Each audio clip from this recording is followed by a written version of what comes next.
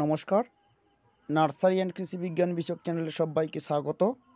আজকের প্রতিবেদন আমরা পেঁয়াজ চাষে কেমন কি পরিচর্যা করব সেই বিষয়টির উপর।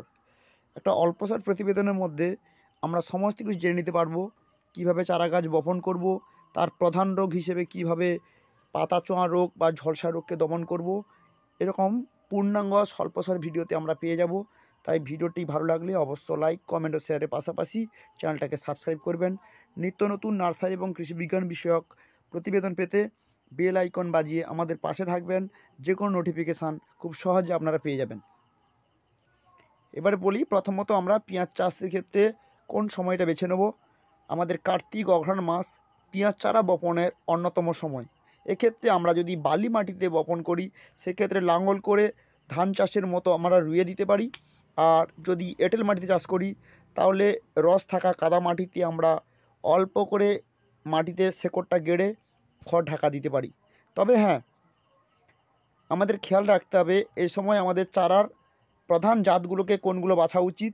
প্রধান জাতগুলো হবে যেমন পুষা রেড থাকবে, বা পাটনাই সাদা নিতে পারি, গ্লোব হলদে রঙের যেটা, বা বিশেষ করে প্রত্যন্ত এই যে উপকূলবর্তী গাঙ্গেয় বঙ্গোপসাগর উপকূলবর্তী আমাদের পশ্চিমবঙ্গ এবং বাংলাদেশের এই উপকূলবর্তী সমভূমি এলাকাগুলোতে কিন্তু শুকসাগর চাষটা খুব ভালো হয়।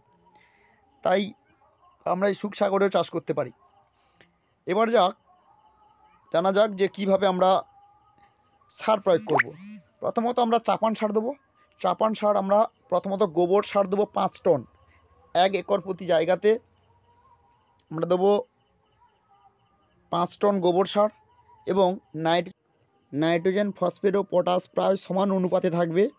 যেখানে 30 কেজি নাইট্রোজেন, যাকে আমরা ইউরিয়া হিসেবে বেশিরভাগ দিয়ে থাকি, সেটা দিলে আমাদের 66 কেজি দিতে হবে। 40 কেজি ফসফেট যৌগ দিতে হবে। যদি আমরা সিঙ্গেল সুপার ফসফেট দিই তা হবে প্রায় 250 কেজি, এবং পটাশ সার দিতে হবে 30 কেজি। যদি আমরা মিউরেট অফ পটাশ বা লাল পটাশ দিই সেক্ষেত্রে আমাদের দিতে হবে 50 কেজির পরিমাণের মতো। সার প্রয়োগের পর আমাদের সেটাকে ভালো করে মাটি মিশিয়ে নিয়ে তবেই চারা গাছগুলো লাগাতে হবে।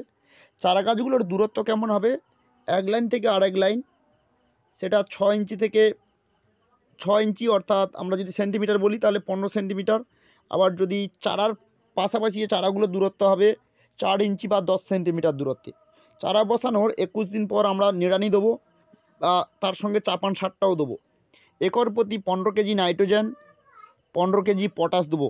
এক্ষেত্রে আমরা কোনো ফসফেট যৌগটা দেবো না, এবং একটা সেচ দিয়ে দেবো 21 দিনের মাথায়।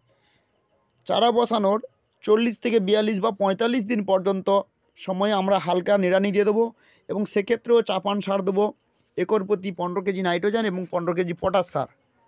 তবে সেচ দেওয়ার সময় খেয়াল রাখতে হবে যেন কুয়াশাচ্ছন্ন আকাশ না থাকে। কুয়াশাচ্ছন্ন আকাশ থাকলে আমাদের সেচ দিলে পরে শিশির কুয়াশা এবং অত্যধিক জলের চাপে চারার ক্ষতি হতে পারে। রোয়া পেঁয়াজের আগাছা দমনের জন্য যেটা আমাদের করা উচিত, সেক্ষেত্রে আমরা অ্যালাকোর বলে একটা সার আছে, সেটা 400 গ্রাম দিতে পারি, এবং তার পরিবর্তিত আমরা পেন্ডিমেথালিন দিই। পেন্ডিমেথালিনও আমরা 400 গ্রাম দিতে পারি। এক্ষেত্রে আমরা আরেকটা জিনিস খেয়াল রাখবো, আমাদের যে কীটনাশক দেওয়া উচিত বা যে ছত্রাকনাশক দেওয়া উচিত, বিশেষ করে এই পেঁয়াজের যে পাতা শুকনো রোগ, এটা আমাদের মেন আলোচনার বিষয়। পেঁয়াজ গাছের পাতা শুকনো রোগটা খুবই ভয়ঙ্কর এবং গাছের ভীষণ ক্ষতি হয়। চারা গাছ যদি আমরা ঘন সন্নিবিষ্ট না লাগাই, ভেজা অবস্থায় যদি আবার জল না দিই, তাহলে কিন্তু আমাদের এটা হওয়ার কথা নয়।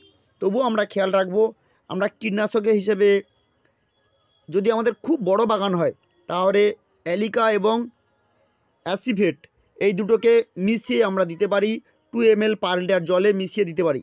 এটা দেওয়ার 10 দিনের পরে আবার অন্য যদি বড় বাগান হয় সেক্ষেত্রে আমরা ল্যানকার গোল্ড আর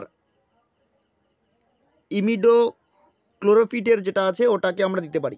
এইভাবে মিশিয়ে এই 4টে ঔষধ কিন্তু আমরা একবার এই দুটোর মিশ্রণ, পরের বারে আবার এই দুটোর মিশ্রণ, এইভাবে দিয়ে আমরা গাছের সুবিধা করে দিতে পারি কীটনাশকের ক্ষেত্রে। আবার যদি আমরা একটা মাত্র কীটনাশক ব্যবহার করতে চাই, ছোট বাগান হয়, তাহলে আমরা একতারাই ব্যবহার করব। এই একতারা ব্যবহার করলে আমরা অ্যাফিডকে ধ্বংস করতে পারবো, সাদামাছিকে ধ্বংস করতে পারবো, তারপর রিং পোকাকেও ধ্বংস করতে পারবো। এছাড়াও যদি ছত্রাকনাশক আমরা দিই, ছত্রাকনাশক দিলে আমাদের খেয়াল রাখতে হবে, সেক্ষেত্রে আমরা অ্যামিস্টার টপ বলে যেটা আছে, এই অ্যামিস্টার টপটাকে দেবো। এই অ্যামিস্টার টপের মধ্যে ডিফেনক্লোরোজেল, ডাইফেনোক্লোরোজেল আর তার সঙ্গে থাকবে অ্যাজিথ্রোবিন, এই দুটোর মিশ্রণ থাকে। সেক্ষেত্রে আমরা এই অ্যাজিথ্রো টপটা দিতে পারি বা রোকও দিতে পারি। তবে খেয়াল করব, এটা যেমন 10 দিন পরে পরে কীটনাশক দিচ্ছি, তেমন তার মাঝে মাঝে 10 দিনের পর 5 দিনের মাথায় ছত্রাকনাশক দিয়ে, তার 10 দিনের পর অর্থাৎ ছত্রাকের 10 দিনের পর ছত্রাক এবং কীটনাশকের 10 দিনের পর কীটনাশক, মাঝে আমরা 5 দিনের ব্যবধানে ছত্রাক কীটনাশক এরকম দিয়ে যাব।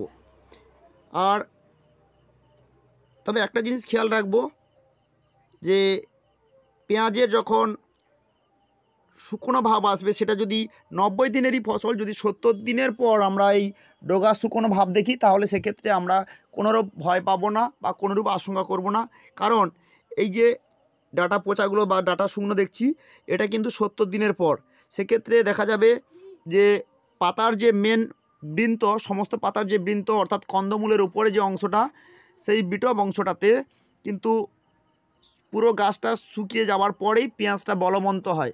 অর্থাৎ পুরো গাছ যখন শুকিয়ে যাবে, তখন ওখান থেকে গাছ ঢলে পড়বে এবং ওই পাতার সম্পূর্ণ রসটা পেঁয়াজের ডেভেলপমেন্টের কাজে লাগবে। সেক্ষেত্রে আমরা ওই চুঁয়ে যাওয়া বা শুকিয়ে যাওয়াটাকে খুব একটা ভয়ের কারণ বলে মনে করব না, এবং পাতা বা ডাটা সম্পূর্ণ শুকিয়ে যাওয়ার পরেই আমরা পেঁয়াজটাকে ভালো ওয়েদার দেখেই হারভেস্ট করব এবং সেটাকে বেশি দিন রাখতে পারবো। ধন্যবাদ।